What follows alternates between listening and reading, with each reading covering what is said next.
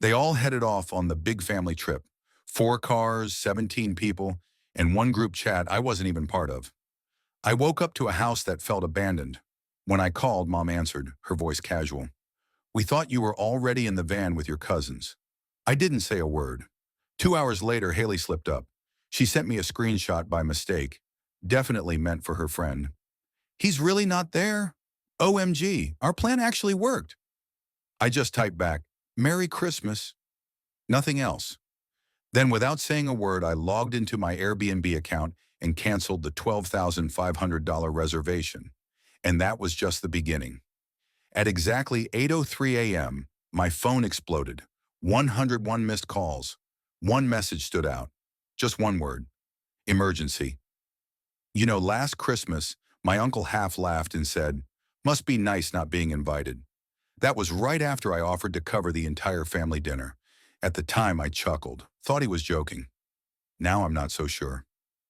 This year, December 23rd, I woke up to dead silence. No texts, no knock at the door, no smell of breakfast wafting through the air. The quiet was so thick it almost muffled reality, like living inside a soundproof box. The living room looked untouched, just a stray charging cable and 2 pine needles lying near the door.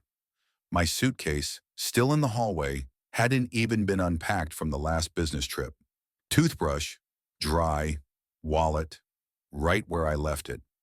I actually wondered if I was dreaming, or maybe they were just running late. So I called. Mom picked up on the second ring. It was like she hadn't been expecting to hear from me. I asked, hey, where is everyone? There was a pause, not a normal one. It was heavy, like the air had thickened. Then she said again, we thought you were already in the van with your cousins. I didn't respond. 17 people, 4 cars, a whole family getaway.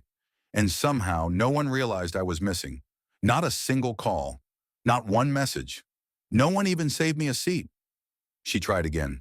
I swear, I thought Brandon said you were coming in the other car too. Maybe there was some kind of mix-up. Another silence. I hung up.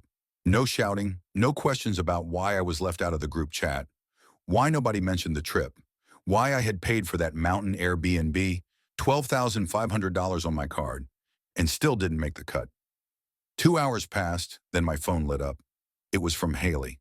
A screenshot, definitely meant for Sierra, her friend. It showed their group chat, 17 names, the trip itinerary pinned at the top, and her message underneath, he's really not here.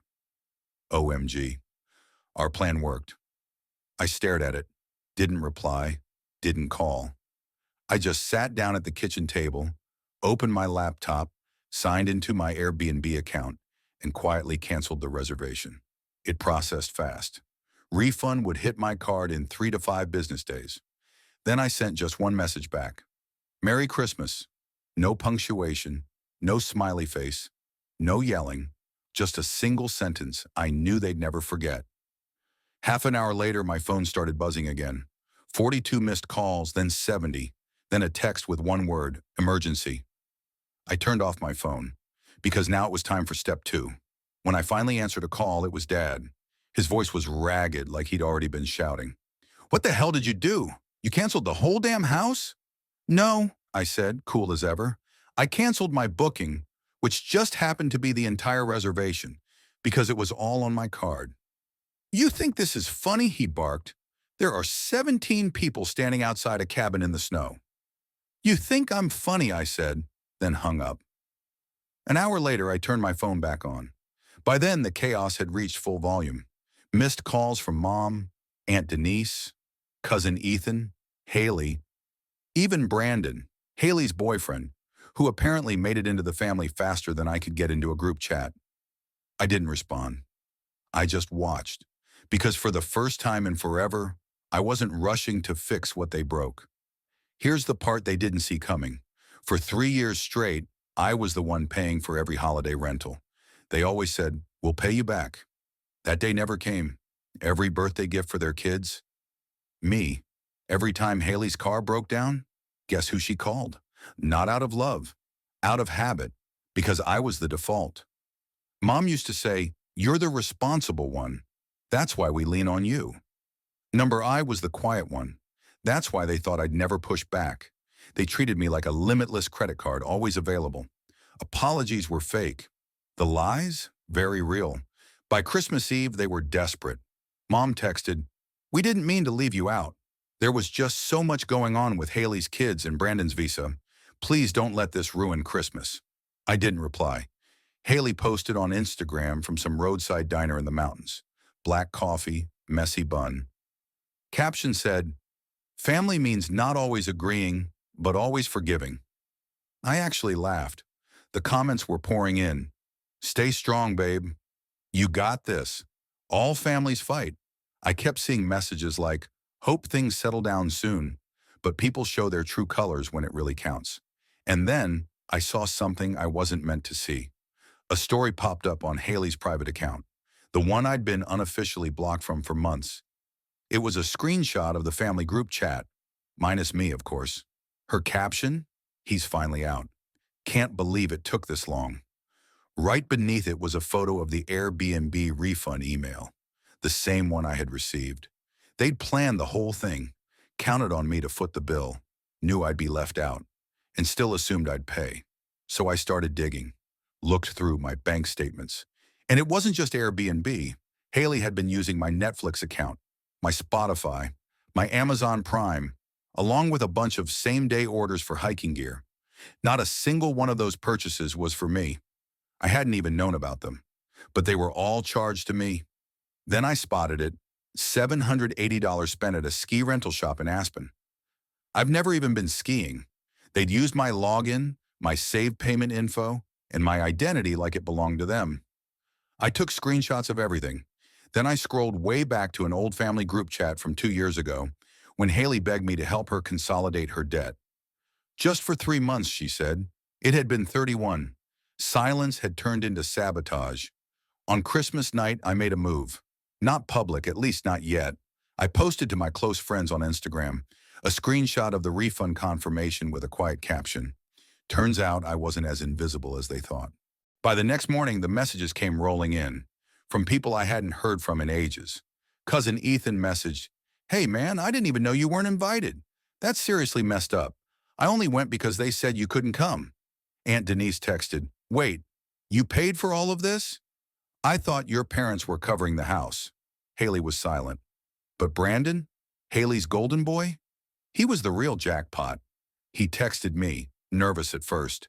Then he said, "Dude, I had no clue about any of this. I thought you skipped the trip to focus on work. Haley said you offered to cover the Airbnb.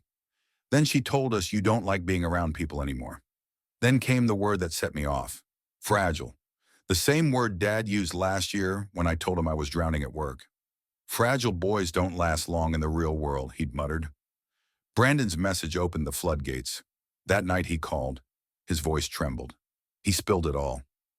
Haley had been planning this trip since October, called it her Christmas rebrand. New energy, new family dynamic, no stress, which in her mind meant no me. She told Brandon she'd handle the Airbnb, then casually mentioned to Mom that I volunteered to pay. She never told anyone I was coming, never added me to the itinerary, skipped all the planning Zooms. "She said you just messed things up," Brandon whispered, "that you kill the vibe." He said he pushed back, tried to say I should be part of it. Haley just shrugged and told him, "Don't worry, he's used to being left out. He won't even notice." I hung up without another word, and that's when the real documentation began. I created a new folder on my laptop, titled it simply Used. Inside, I dumped screenshots, emails, Haley's Instagram stories, Prime receipts, Airbnb charges, and all those sweet old messages that said I was family, but somehow never in the loop, always the one who paid. Then I opened a new browser tab and typed, $12,500 Airbnb chargeback plus fraud. Time for my next move. They thought I'd just go quiet, retreat into my little apartment, fiddle with my half-done puzzles, stew in silence, and let them celebrate. They were wrong, because while they were trekking through snowy trails, all smiles and matching flannels, I was already steps ahead. And I knew exactly where they were. How? Haley, strategic genius that she is, Forgot my Spotify account was still logged into her phone. She'd been mooching off my premium for months. No ads, unlimited skips. But more importantly, GPS. It gave me a live pin on her location. I could track her in real time. Saw her at the cabin, then at the general store, then on the trails, and finally, the Christmas dinner reservation. 7 p.m., Mountain Hearth Lodge, Aspen Room. I booked a table at the same place. 1 hour earlier. I packed up my laptop, the used folder, printed every single transaction tied to my card, and queued the screenshots on my phone. Put on the suit I hadn't worn since my last interview. Then I drove. Just me, the road, and a low, simmering fury. At 7 p.m. sharp, I walked into the Aspen Room. They were already there. 4 tables pushed together. 17 people. The real family. Of course, my seat was the only one left empty. I stood off to the side for a minute, watching. Mom was doing that tense smile she always wore when she didn't know what to say.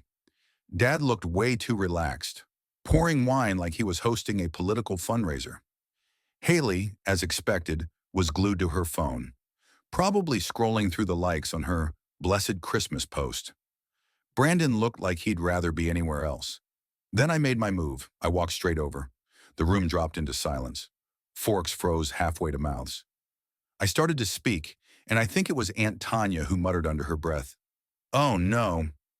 "Hey everyone," I said, cheerful as ever. "Heard we're doing Christmas dinner tonight." No one responded. Then Haley jumped in. "This isn't your reservation." I gave her a smile. "Actually, it is. You're all sitting under my name. The person who paid for the full lodge package. Feel free to check the receipt." Dad stood up, glaring. "You're making a scene." "No," I said evenly. "I'm making a statement." I set my laptop on the table, flipped it open, and turned the screen toward them. "Let's walk through a few things, shall we?" And that's when the show began. First slide, the Airbnb invoice. My name, my credit card, $12,500. Next, the refund confirmation with a timestamp. Then the screenshot from Haley. "He's really not here?" "OMG, our plan worked." She tried to cut in, but I held up a hand. "Hang on, we're not finished."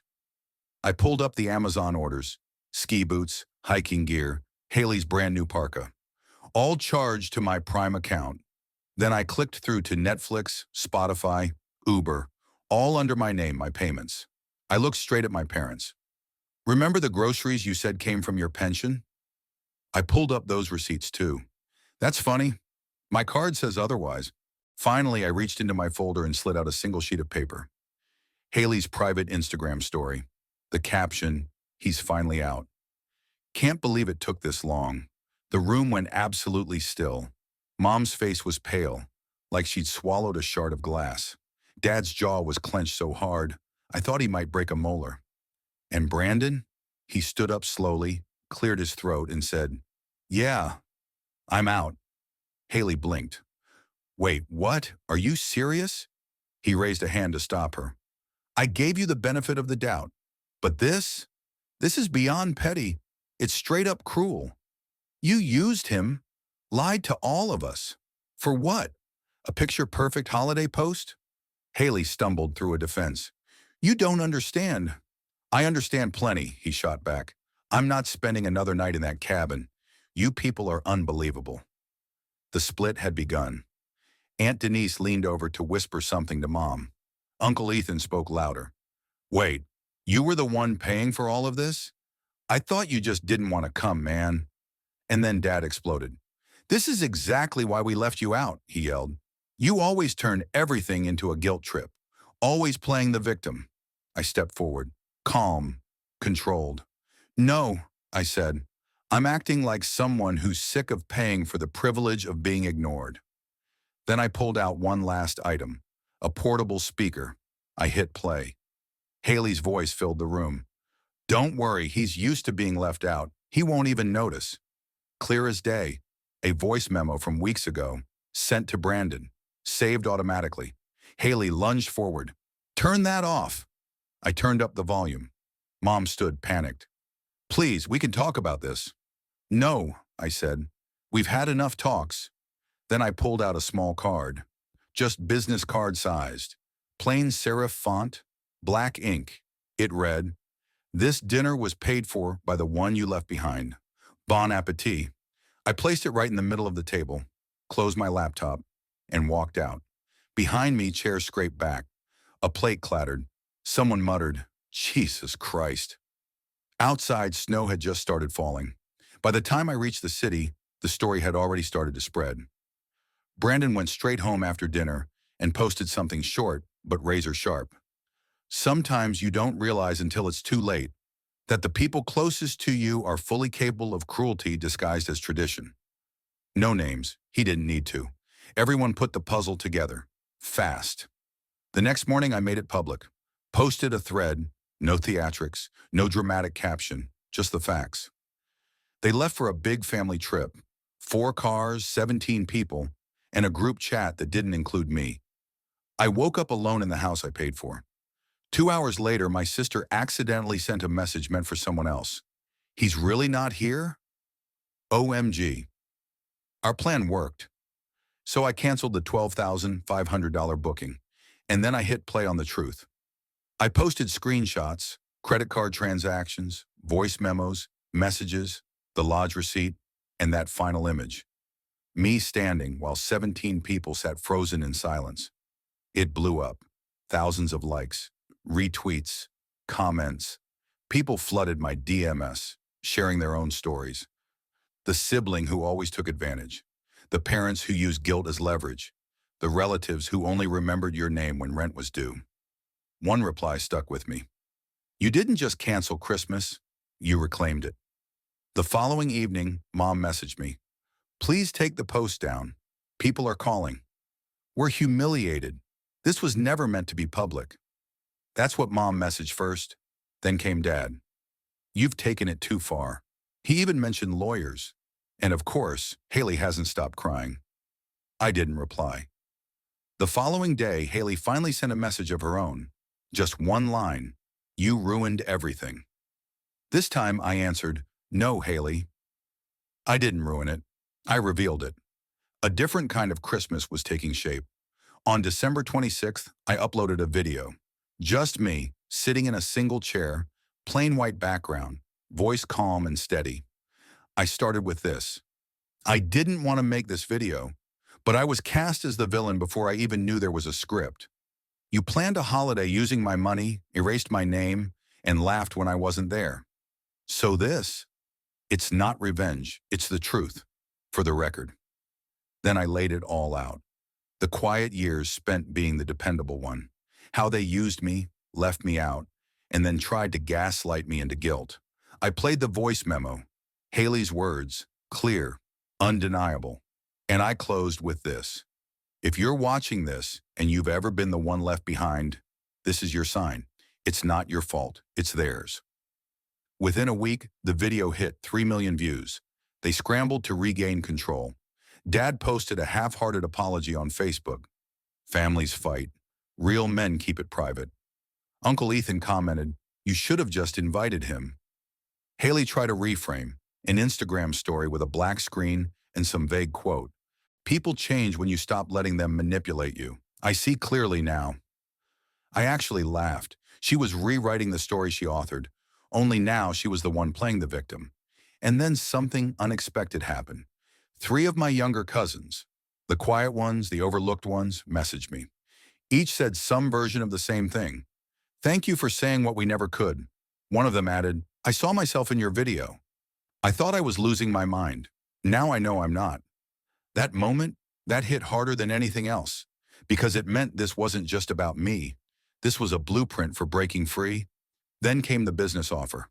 A platform I'd never heard of reached out. They wanted to license my story as a docuseries, anonymous, narrated, fully visualized. I said yes, with one condition. I don't want to be famous. I want people like me to feel seen. They agreed. Then another email arrived, this time from a law firm, not for me, about them. Turns out Haley had used my personal details, my name, my financial data, on a health insurance application to get premium coverage. Fraud, traceable, and now potentially criminal. No more silent generosity. On New Year's Eve, I posted one last update, a photo of my apartment, small but warm, clean and calm, a glass of wine on the windowsill. The caption read, "This year I unwrapped the truth." And it was better than anything I ever found under the tree. No likes from family, only red hearts from strangers, and from a few unexpected allies I never knew were on my side. I watched the fireworks from my window that night, alone, and I've never felt more free. On January 3rd, I changed my number.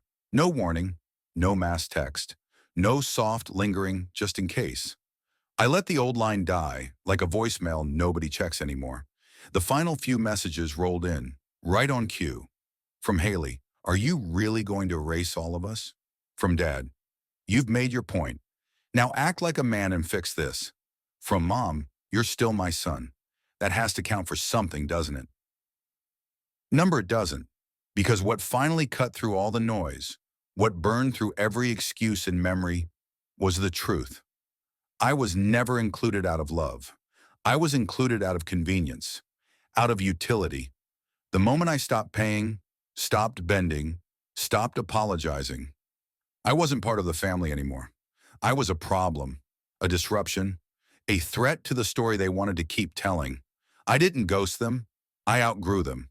A few days later, I signed the lease on a new place, downtown, 27th floor, sunlight in the morning, city lights at night, no guest rooms, no oversized couch to crash on. And the very first thing I unpacked? That photo, me standing at the head of the dinner table, 17 faces frozen as I walked away. I framed it, hung it in the hallway, not as a trophy, but as a reminder. Never beg to stay where you're not truly wanted. It was the message they couldn't pretend wasn't there. On January 8th, I received a letter. Real paper, stamped envelope, typed and official. It came from my parents' lawyer. "Our clients are concerned about reputational harm. They request that you remove all public-facing content and issue a clarifying statement indicating that your social media material is fictionalized." I actually laughed out loud. So I responded, clearly and firmly, "My material is factual, thoroughly documented, and protected. If you choose to move forward, discovery will include full bank records, archived messages, saved voice memos, and first-hand accounts. Also, best of luck explaining the insurance fraud tied to Haley's claim." That report didn't even come from me. I never heard from that lawyer again, because this stopped being about revenge a long time ago. I was building something bigger. 6 weeks after going public, I'd been invited to speak on 3 podcasts, one televised panel about toxic family systems, and participate in a docuseries filming in Toronto. I turned most of them down. I didn't need the attention. But I did say yes to one, the first invitation I received. The host looked at me and asked, "What do you say to people who tell you blood is thicker than water?" I smiled. "Then don't be shocked when your own family is the first to try and drown you." That moment, it stuck. Then came my final gesture, and it was a literal sign. I opened a co-working space just outside the city, small, quiet, designed for creatives, freelancers, and anyone who'd survived emotional landmines and needed a place to rebuild. I called it "Not Included," underneath, in smaller letters, "A place for the ones who got left off the invite."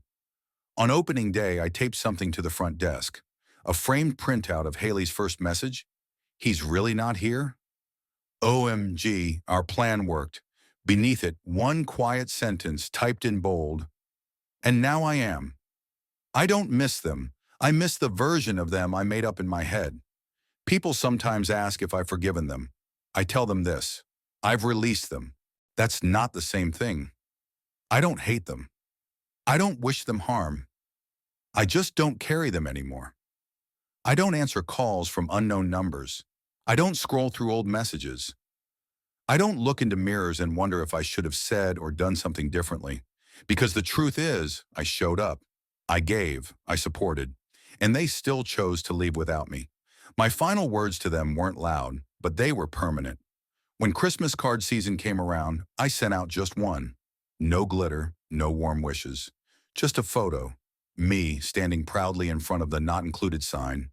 No caption, no return address. Just a single sticky note tucked inside. Next time, try paying for your own vacation. I wasn't forgotten. I was erased. But I turned that erasure into a monument, and now they drive past it every day. But they don't get to come inside. Not anymore.